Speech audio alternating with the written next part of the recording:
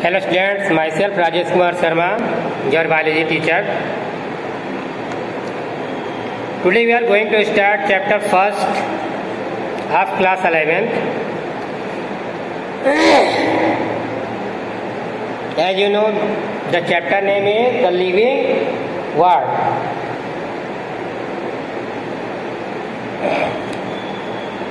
तो living world का मतलब क्या हो गया? There are certain characteristic features which are found in living beings, which differentiate from living and non-living. As you have studied in class 10, that is life processes. You must have studied life processes like respiration, excretion, digestion, internal growth and development, control and coordination. These are characteristic features of living beings.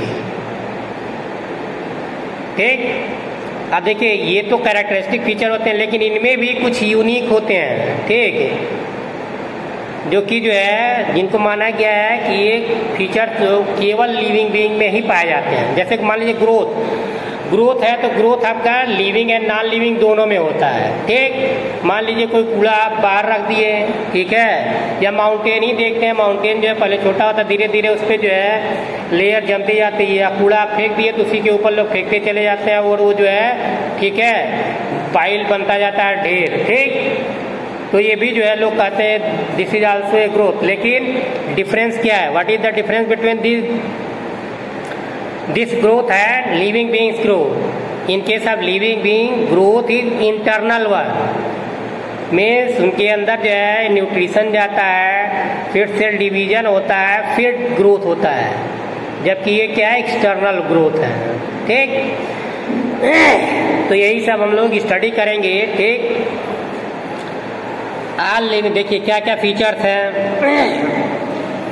When we try to define living, we conventionally look for the distinctive characteristics exhibited by living beings. ठीक, क्या क्या है? Growth, reproduction, ability to sense environment and mount a suitable response. ठीक,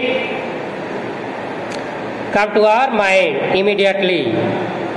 अब इसके बाद देखिए, one can add a few more feature like metabolism, ability to self-replicate, self-organize, interact, emergence. ठीक, ये सब जो है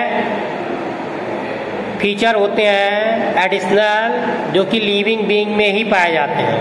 ठीक, अब देखिए क्या क्या और है। ऑल लिविंग बीइंग्स ग्रो, सभी लिविंग ऑर्गेनिज्म में ग्रोथ होता है, जो कि बताया अभी इंटरनल होता है।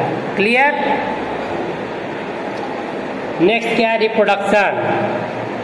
ठीक है, इट इज आल्सो ये characteristic feature of living organism. ठीक, ये भी जो है कैरेक्टरिस्टिक फीचर है, लेकिन जो है इसको भी रिसर्च के थ्रू ये जो है बोला जाता है कि ये नॉन लिविंग में भी हो सकता है। ठीक, जैसे एक लकड़ी का टुकड़ा है, उससे हम बहुत सारी चीजें मान लीजिए काट के बना ले रहे हैं। ठीक, तो दो it's not a typical living beings और typical reproduction, but some people can say कि एक चीज से हम ढेर सारी बना तो लिए हैं, ये भी तो एक तरह का मल्टीप्लिकेशन कर रहे हैं। ठीक, तो उस केस में जो है थोड़ा डायलेमा होता है, इसीलिए फिर रिप्रोडक्शन हो गया, फिर कुछ ऐसे कैरेक्टरिस्टिक फीचर होते हैं जो केवल लिविंग बीइंग में ही हो सकते हैं। तो कॉन्शियसनेस, ठीक है, उसको जो है बोला गया डिफाइनिंग प्रॉपर्टी। ठीक, डिफाइनिंग प्रॉपर्टी तो मेटाबॉलिज्म हो गया, सेंस मीन्स फील करना, ठीक है, ये सब कुछ ऐसे हैं फीचर जो कि केवल जो है लिविंग बीइंग में ही पाए जाते हैं, नॉन लिविंग में हो ही नहीं सकता है। ठीक, तो ये डिफाइनिंग प्रॉपर्टी होती हैं। बाकी आपके जो है नॉन डिफाइनिंग प्रॉपर्टी है लाइक रिस्पायरेशन, एक्सक्रीशन, ग्रोथ, ये सब ये क्वेश्चन पूछा जाता है। ठीक, तो consciousness, cellular organisation, body organisation, defining feature of the life form. ठीक, cellular organisation of the body, defining feature. फिर क्या हो गया, कॉन्शियसनेस, मेटाबॉलिज्म, ये भी आपके जो है डिफाइनिंग प्रॉपर्टी होते हैं किसके, लिविंग बीइंग्स के। क्लियर हो गया। अब देखिए क्या कह सकते हैं, नेक्स्ट आपका है टॉपिक डाइवर्सिटी, जो कि हम लोग थोड़ा सा डिस्कस किए थे। What is diversity. तो डाइवर्सिटी का लिटरल मीनिंग क्या होता है, डाइवर्सिटी की लिटरल मीनिंग की होती है आपकी डिफरेंट काइंड ऑफ थिंग्स। तो ये किसी के कंसर्न में भी हो सकता है। मान लीजिए आपके घर में कोई सामान रखा है, आपके तमाम सारे कपड़े ही हो गए, बुक्स हो गई, ठीक, ये डिफरेंट काइंड ऑफ थिंग्स में आप कैटेगराइज कर सकते हैं। जब यहाँ पे हम एक टर्म और ऐड कर देते हैं, दैट इज बायो, तो क्या हो जाता है, bio diversity means living organism की डाइवर्सिटी। मीन्स जितने भी आपके लिविंग ऑर्गेनिज्म हैं, चाहे वो प्लांट हो चाहे एनिमल हो। प्लांट के केस में आपका क्या हो जाएगा, फ्रॉम बैक्टीरिया टू एंजियोस्पर्म, ठीक। एनिमल के केस में फ्रॉम प्रोटोजोअन टू मैमल्स, ठीक। ये सब जो है तमाम सारे जो आपकी वैरायटीज पाई जाती हैं, ये सब जो है क्या बनाती हैं, बायोडाइवर्सिटी। क्लियर हो गया। What is biodiversity, different kind of living organism found at a particular area at a particular time। Biodiversity एक कंपैरेटिव टर्म है। कंपैरेटिव के मीन्स दो प्लेस को कंपेयर करेंगे तब आपको पता चलेगा कहाँ पे जो है लिविंग ऑर्गेनिज्म या नंबर ऑफ लिविंग स्पीसीज, ठीक। यहाँ इंडिविजुअल की बात नहीं हो रही है, स्पीसीज की बात हो रही है, ठीक। स्पीसीज का मतलब जैसे इंसान होमोसैपियंस हो गया, ठीक। इसी तरह जो है प्लांट के केस हो गए, तमाम सारे वैरायटीज के प्लांट होते हैं, ठीक। एनिमल का केस हो गया, तो ये स्पीसीज बनाते हैं। तो यह स्पीसीज की बात हो रही है, ठीक। मान लीजिए क्लासरूम और गार्डन से कंपेयर किया जाए तो क्लासरूम में कौन पाया जाएगा, या तो स्टूडेंट होंगे, होमोसैपियंस होंगे, कुछ हो सकते हैं मान लीजिए आंट वगैरह हो, कुछ इंसेक्ट हो, ठीक, यही मिल सकते हैं। गार्डन में जाएंगे तमाम सारे प्लांट मिलेंगे, माइक्रो ऑर्गेनिज्म मिलेंगे, ठीक।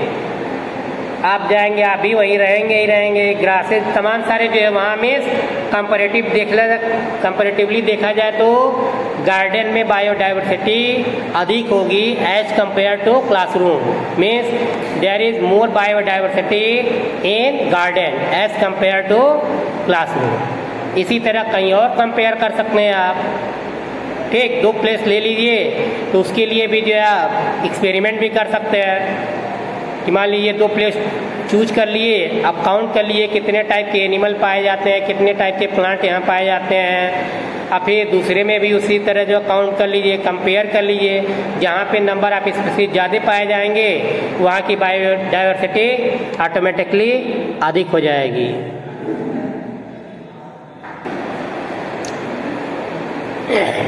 As you are discussing biodiversity, तो बायोडाइवर्सिटी जो है देखिए number of species that are known and describe, अभी तक जितने जाने गए हैं और मतलब पता लगाए गए हैं और जिनके बारे में कुछ इंफॉर्मेशन अवेलेबल है, उनका जो है लगभग एस्टिमेट बताया गया है कितने हैं, लगभग 1.7 to 1.8 मिलियन स्पीसीज, ठीक। इतने लगभग अभी तक डिस्क्राइब किए गए हैं, इतने टाइप के एनिमल और प्लांट, ठीक है। This refers to biodiversity are the number and types of organism present on the earth. तो ये जो टोटल नंबर ऑफ स्पीसीज हैं, ठीक है, इन्हीं को बायोडाइवर्सिटी बोला जाता है, ठीक। ये तो हो गया आपका ब्रॉड स्केल पे अर्थ के कंसर्न में। लेकिन जब छोटे स्केल में होगा तो वो पर्टिकुलर एरिया और पर्टिकुलर टाइम पीरियड के अकॉर्डिंग बताया जाएगा। मान लीजिए पांड का जो है ले रहे हैं एग्जाम्पल, पांड और ग्रासलैंड में कंपैरिजन कर रहे हैं, ठीक। तो वहाँ पे काउंट करेंगे जो है वहाँ पे कितने स्पीसीज पॉन्ड में है, ग्रासलैंड में कितने हैं।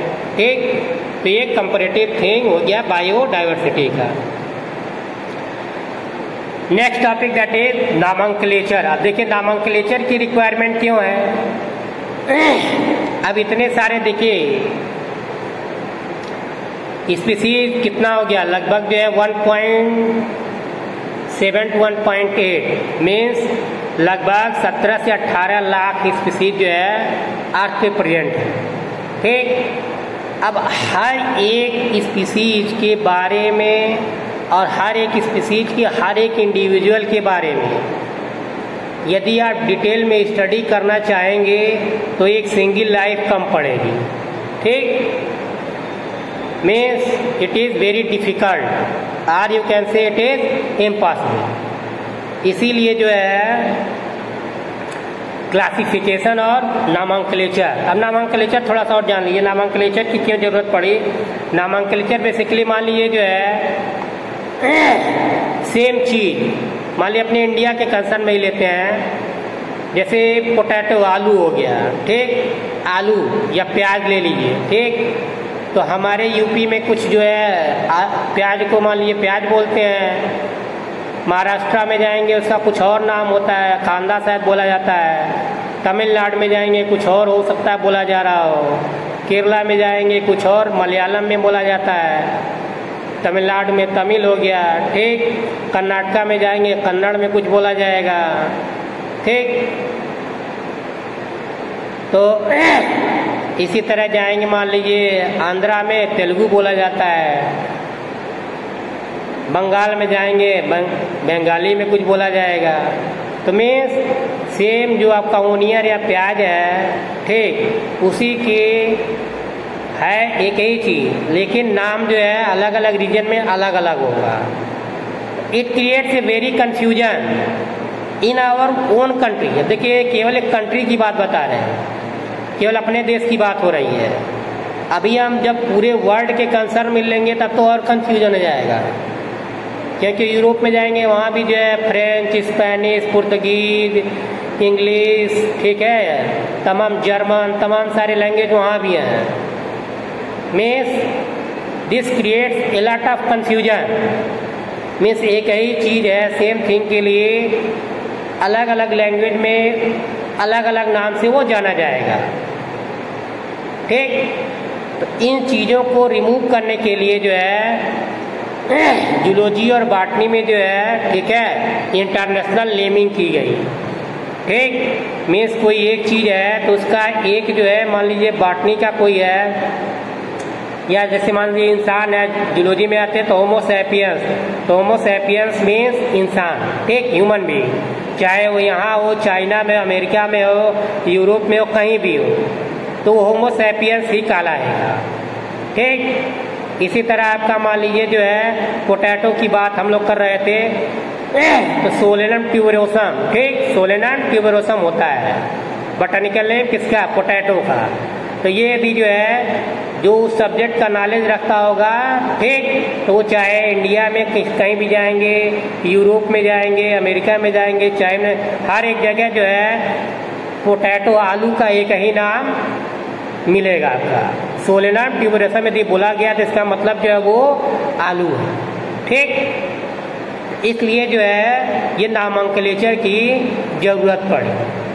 नॉमेनक्लेचर से जो है कंफ्यूजन रिमूव हुआ, इंटरनेशनल नेमिंग की गई प्लांट और एनिमल की। अब नॉमेनक्लेचर दिया किसने, नॉमेनक्लेचर जो है आपका कैरोलस लिनियस एक साइंटिस्ट थे। ठीक है, उन्होंने ये बाइनोमियल नॉमेनक्लेचर दिया। ठीक, तो एक्चुअली उनका नाम कार्ल वॉन लिनियस था। तो जब बाइनोमियल नॉमेनक्लेचर दिए तो उन्हीं में उसी में जो है अपना भी नाम जो है कैरोलस लिनियस रख लिए। ठीक, कैरोलस लिनियस, तो ये नॉमेनक्लेचर के, ठीक है, फादर माने जाते हैं। तो बायनॉमियल नामनक्लेचर जो है, तो पहला जो नाम होता है बायनॉमियल नामनक्लेचर में वो जीनस को रिप्रेजेंट करता है, दूसरा जो आपका स्पीसीज को, ठीक, जिसको स्पेसिफिक एपिथेट भी बोला जाता है। तो इसके जो है 3-4 फीचर होते हैं।